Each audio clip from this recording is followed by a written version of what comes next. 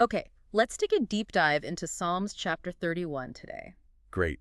And it really jumps right in, doesn't it? It does. You're immediately hit with this picture of, well, intense personal suffering, real distress, external threats. hmm But then right alongside it, almost woven through, is this profound sense of trust, of seeking refuge.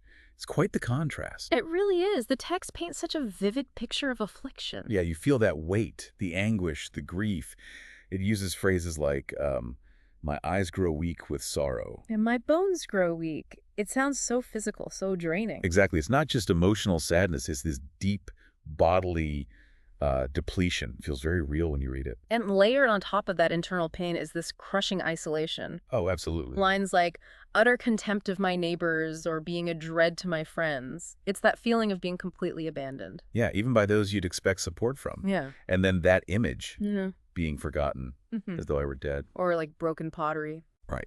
Like broken pottery. Yeah. Just discarded, fragmented. It's such a stark way to describe feeling worthless. And the danger isn't just, feeling bad, it's active. Definitely active. There's the slander of many. It mentions terror on every side. People are actually conspiring against him, planning harm. It sounds terrifying. It does. A really hostile environment. So you've got this perfect storm, internal breakdown, social rejection, active enemies, and yet right in the middle of all that, this powerful turn.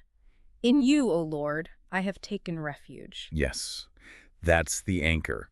Despite everything described, the response isn't despair. It's this deliberate act of turning towards God for safety. It feels very active, not passive. Exactly. And into your hands I commit my spirit. That's not just giving up. It's an incredibly powerful act of entrustment. Handing over your vulnerability, your future. Just something beyond the immediate threat. And Yeah. then the statement, but I trust in you, O Lord, I say, you are my God. It feels almost defiant given the context. It does, doesn't it? And that line, my times are in your hands, that feels like the absolute core of it. The foundation for that trust. I think so. It's the bedrock belief. This idea that your circumstances, your times, even the terrible ones, are ultimately held by God. And that belief fuels the appeals that follow, right? Asking for rescue, guidance. Deliverance from the trap, from enemies. It acknowledges the dangers are real, very real. But places the hope for safety somewhere else. Precisely. And later in the chapter, there's this strong conviction about God's fundamental goodness. Yeah, the idea that God protects those who trust. Phrases like hiding them in the shelter of your presence. And keeping them safe. It's this belief in a divine goodness that holds steady, even when the world feels like it's falling apart, or, as the text says, like a besieged city. That must be what leads to that shift towards praise near the end. I think you're right. It's not like flipping a switch on mood.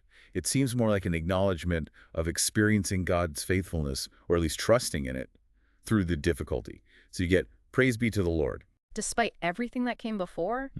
And it all builds towards that final, powerful encouragement, not just for the writer, but for anyone listening. Be strong and take heart, all you who hope in the Lord.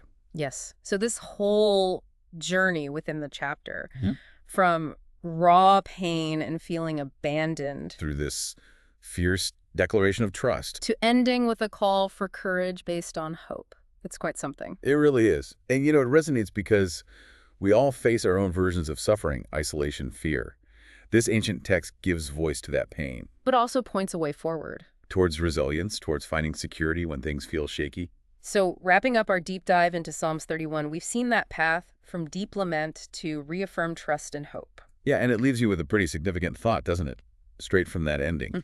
When you face your own challenges, your own afflictions or uncertainties, what does it actually mean for you personally to be strong and take heart, all you who hope in the Lord? Something to definitely reflect on.